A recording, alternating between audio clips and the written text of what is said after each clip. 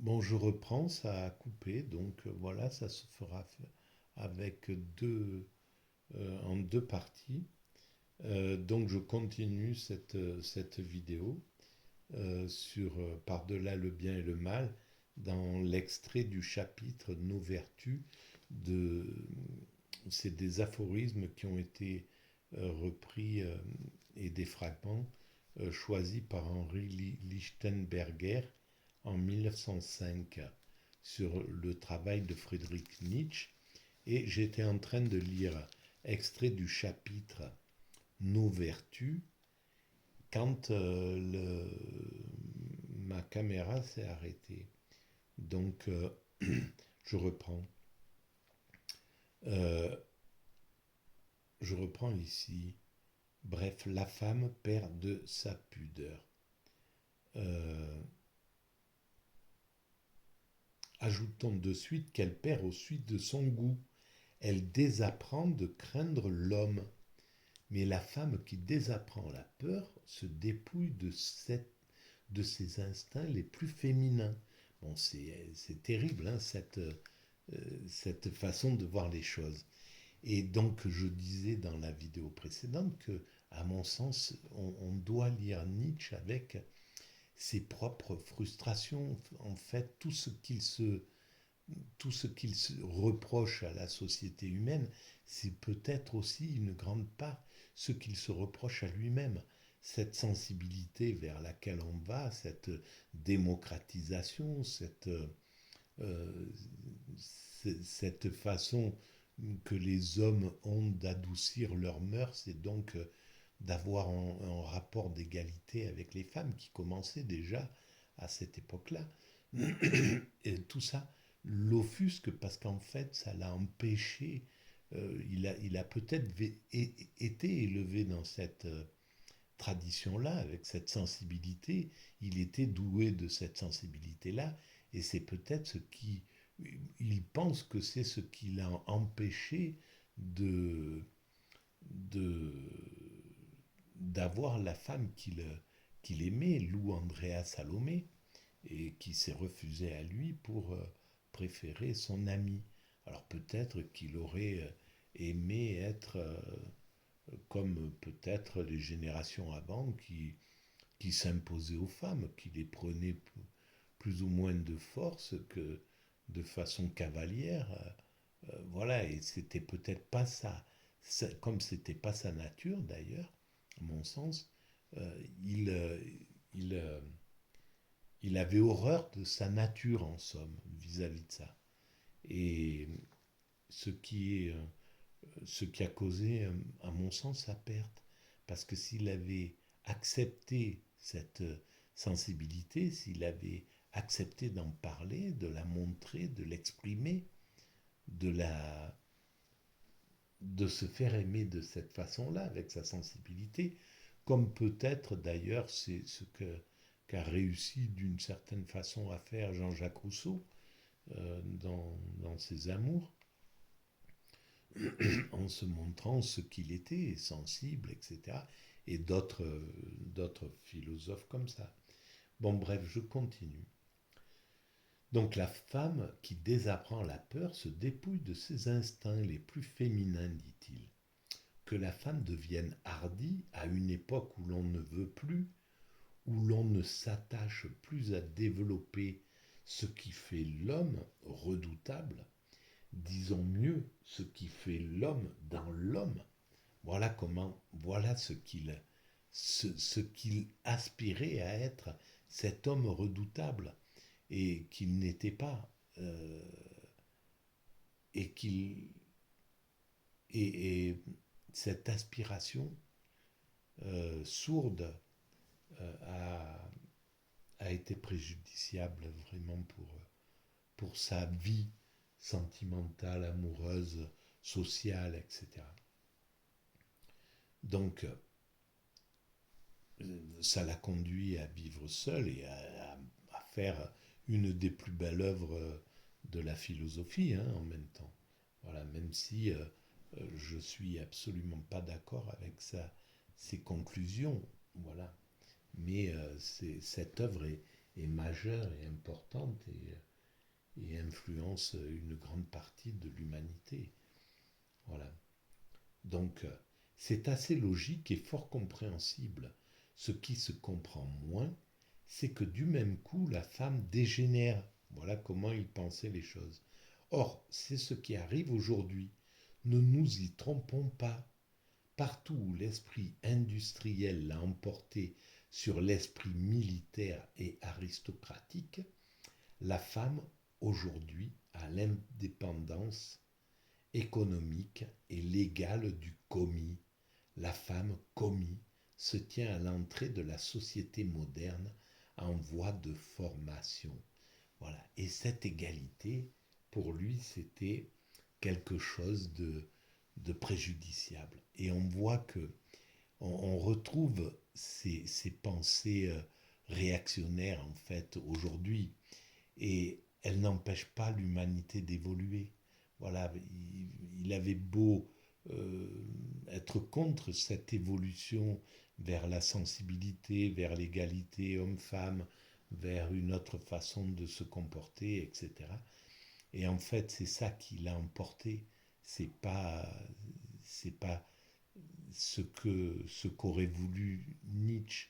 Et comme aujourd'hui les réactionnaires qui voudraient que le monde se retourne vers un nationalisme pur et dur, que les mélanges interculturels ne se produisent pas, que l'immigration euh, soit, enfin bref, stoppée complètement, etc.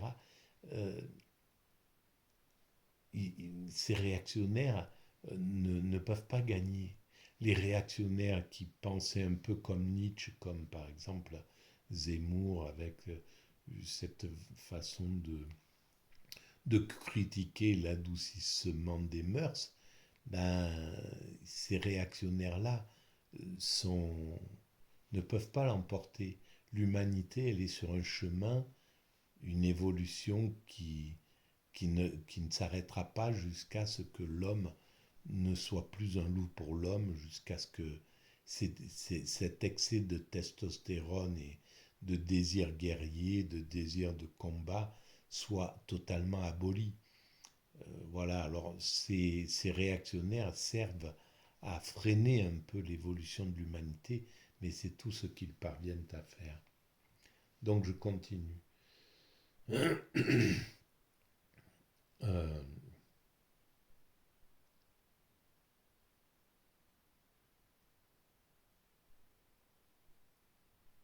Où est-ce que j'en suis?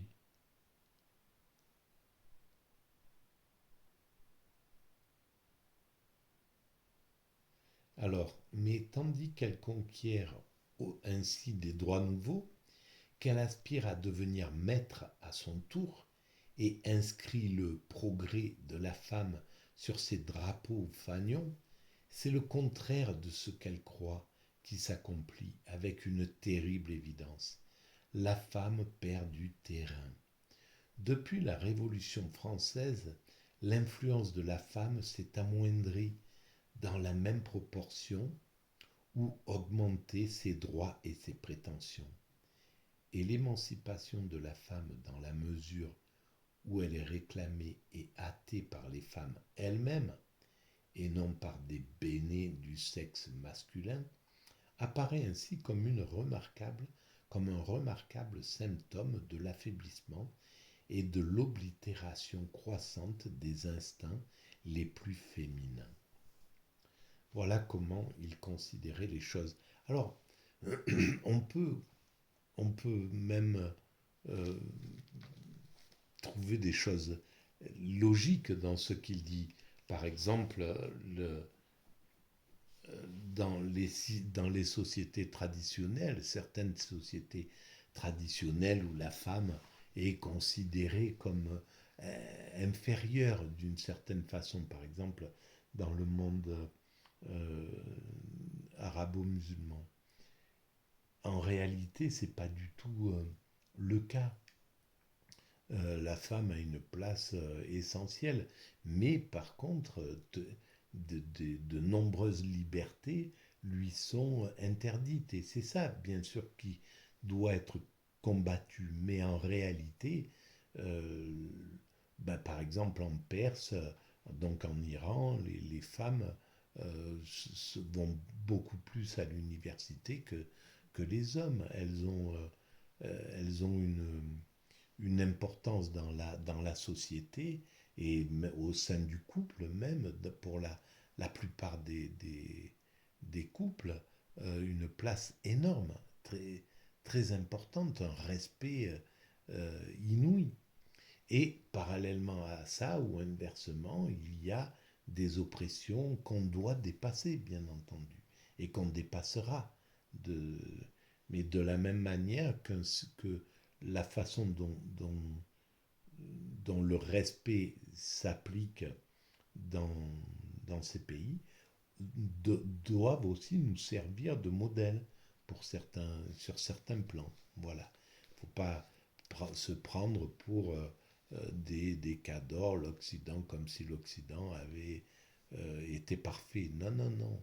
Et on est loin d'être parfait et on est, on a beaucoup à apprendre des sociétés anciennes. Donc, il y a de la sottise dans ce mouvement, une sottise presque masculine dont une femme bienvenue, qui est toujours une femme avisée, devrait avoir honte au plus profond de son cœur, perdre le flair des voies qui conduisent le plus sûrement à la victoire, négliger l'exercice de ses armes véritables,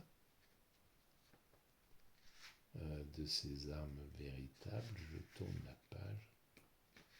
Hop, alors. Laisser aller devant l'homme parfois même jusqu'à jusqu'au livre, donc jusqu'à écrire des livres, alors que jadis on gardait en sa présence une tenue savante et les dehors d'une humilité fine et rusée, ébranler ainsi une vertueuse effronterie, cette foi de l'homme en un idéal foncièrement différent qui se dissimule dans la femme, en je ne sais quel éternel féminin nécessaire et adorable, lui ôter de la tête avec une verbeuse insistance l'idée que la femme veut être entretenue, soignée, ménagée comme un animal domestique délicat, étrange et sauvage, et souvent agréable, dresser avec une maladroite indignation la liste de tout ce qui se sent l'esclavage et le servage dans la situation passée et même présente de la femme dans la société, comme si l'esclavage était un argument contre une civilisation, et non la condition de toute haute culture, de tout progrès de la culture. C'est là où on voit voilà, tout l'esprit réactionnaire de, de Nietzsche sur certains plans et qui sont quasiment insupportables maintenant, bien entendu. Mais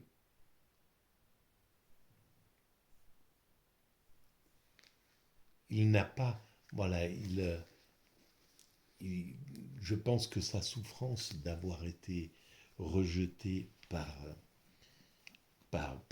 de nombreuses femmes, vraisemblablement, et autre que Lou Andrea Salomé, et en plus Lou Andrea Salomé, a été un problème, je pense, dans sa vision, et même dans son durcissement, et même dans cette idéalisation de l'homme impitoyable, de l'homme dur, du guerrier,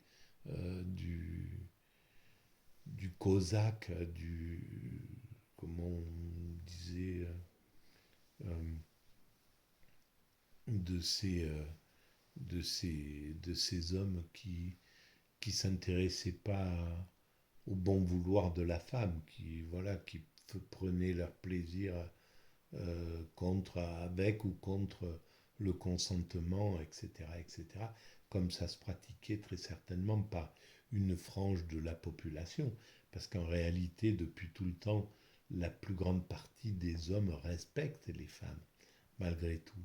Mais bien sûr, il y a une partie de la population qui se comporte sous cet angle-là, évidemment. Et voilà. Bon, je vais arrêter là pour cette vidéo.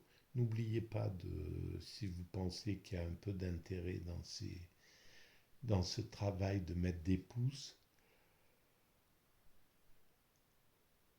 pardon, de vous abonner éventuellement à la chaîne. Ça, c'est gratuit et ça améliore le référencement. Et de mettre des commentaires si vous trouvez que euh, voilà, si vous le pensez nécessaire. Je réponds toujours et des critiques et toutes vos critiques, même les plus virulentes, sont les bienvenues. Voilà. Je vous remercie. Au revoir.